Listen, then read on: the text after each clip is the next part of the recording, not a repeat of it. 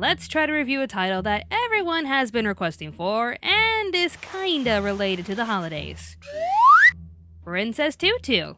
Well, it's not the Nutcracker, but hey, holidays and ballet seem to go together. Sometimes. To quote a lot of fans of this show, do not underestimate this show.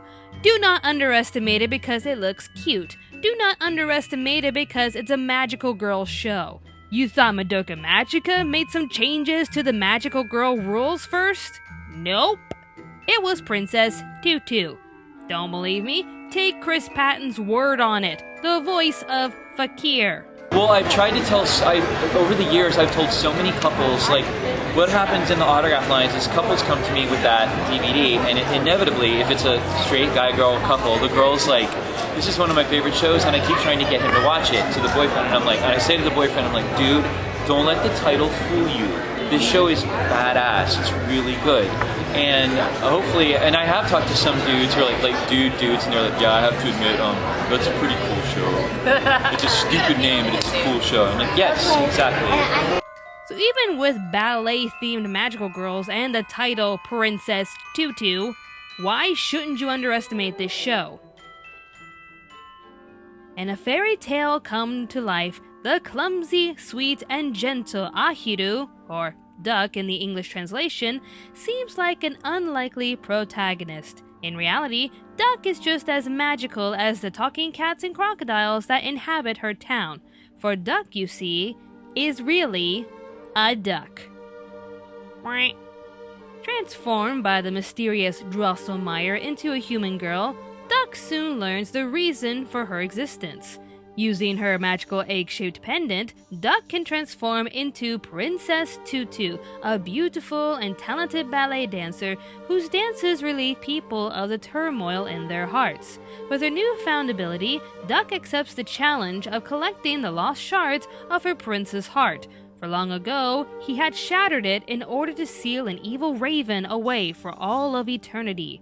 Ultimately, Princess TuTu is a tale of heroes and their struggle against fate. Their beliefs, their feelings, and ultimately their actions will determine whether this fairy tale can reach its happily ever after. By that last statement, you know this isn't your average magical girl show. If anything, I can honestly say this. The first 13 episodes seem like a typical magical girl story where Princess TuTu collects the prince's heart while fighting her dark nemesis Kurehi, the daughter of the Raven. But just when the series looks like it's over with a generically happily ever after, episode 14 shows up with a twist. Everything you thought you knew about this show turns upside down. Not gonna spoil the details, but the last 13 episodes keep you at the edge of your seat because you will have no idea what's going to happen next.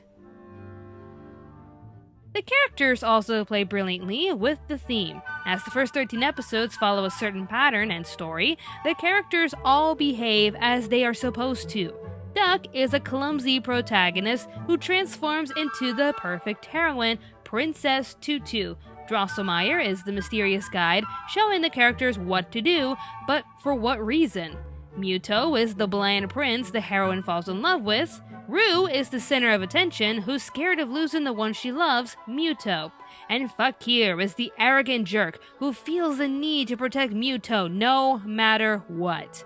When the final 13 episodes start, however, they all change. They all discover something in the world that makes them break character, and it all revolves around Drosselmeyer, their character who's been guiding these characters down certain paths. But why? Why does he have to be involved in their lives and what actions they take? Why does he want them to obediently follow his vision? You'll just have to see it to believe it. When you find out what's really happening and why, everything bland and predictable makes sense. It's a plot twist that I adore. It took typical structures and magical girl traditions only to add more than what you see in front of you. Everything from the story to the characters interacting with the atmosphere is beautifully done. I'll Other things that are beautifully done are the music and animation. Some would say that using royalty-free classical music is cheap to use, but this whole show is one giant ballet. With the story pacing and the overall theme, having classical music play in the background is perfect. And besides, you gotta listen to the classics somehow. You know, Beethoven, Bach, Mozart, Tchaikovsky. Anyone? Okay, I know you kids get bored watching Fantasia, but know your history, damn it! As for the animation, the style may seem simplistic, but the dancing animation makes up for it. The setting feels like a fairy tale, the characters look impressively charming, including some of the animals, and the animation flows gracefully like an actual ballet. Like I said, everything is beautifully done and well thought out. As for the voice acting, well, would you believe me if I said this was close to making our top 10 list for the best English dubbed anime? Lucy Christian did a perfect job portraying Duck as a human, as Princess TuTu, and even as Duck. Her overall performance was adorable. If I could be a girl again and stay by Senior Muto's side, maybe someday I might be able to put a smile back on his face. That's Marty Fleck as Drosselmeyer, who had the right tone and pitch to portray this mysterious and kinda creepy character.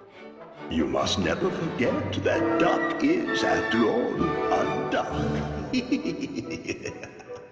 Jay Hickman as Muto sounded very monotone, but that just added to the story. He's the bland prince who has no emotions. No, literally, without a heart, he can't feel anything. As the story progresses, Jay brought more life to the character when it was appropriate. Someone's calling me. I don't know who it is, but I feel like I can understand what that person's feeling. Jessica Boone. She was made for Rue. Her tone, her pitch, and attitude was Rue. Every emotional change, from sweet to jealousy to that heart-wrenching scene where she cries out to Muto, Jessica Boone was the perfect Rue. Yes, remember that. You don't need to understand, and you don't need a heart either. Chris Patten. Okay, I think I've had enough rainbow vomit this year. Maybe 2016. Once again, Chris Patten put on a great performance. When Fakir was a jerk, Chris was a jerk. When Fakir was sentimental and emotional, Chris Patten was sentimental and emotional. It doesn't matter who Princess TuTu is. I will protect Muto in my own way. Needless to say, every character sounded perfect because they casted the right people for their characters. And this show also has hilarious bloopers. I'll be waiting in the school's backyard at 5 o'clock this evening. Duck. Did that little bitch not hear what I said to her? So, the story is spectacular, the characters are good with brilliant voice acting, the animation is charming, and the music is fitting no matter what's going on. Would Anime America recommend Princess TuTu for anyone? Hell yes! This is one title you have to see. And don't underestimate it because it's called Princess TuTu. Hulu has all the episodes in English, and you can buy the series from Madman Entertainment here in Australia. And some copies are available for the American audience on eBay and Amazon, but it's kind of rare to find this series in stores since 2011. Once again, this is one title we highly recommend. Do I need to repeat myself when I say do not underestimate this show? Watch it on Hulu or find yourself a copy and see why Princess TuTu is a memorable classic. Funny thing about that show, there was actually a period of time when during that 2003-2004 bubble, when there was an inundation of anime, where Best Buy would not carry anything on their shelves with the word princess in it if it was anime. They felt they were saturated with princess. So I think we did Princess TuTu around 2005 though. So by the time it came around, we were worried that Best Buy wasn't going to carry it, but they had sort of lifted their ban on the word princess at that point. Yeah, so they carried it. But anyway, it's just, that's probably in my top 5 of shows I've done, I would say. Yeah. Hey, we got a website. You should check it out. Link is in the description box down below. We're also on Facebook, Twitter, and Tumblr, so follow us.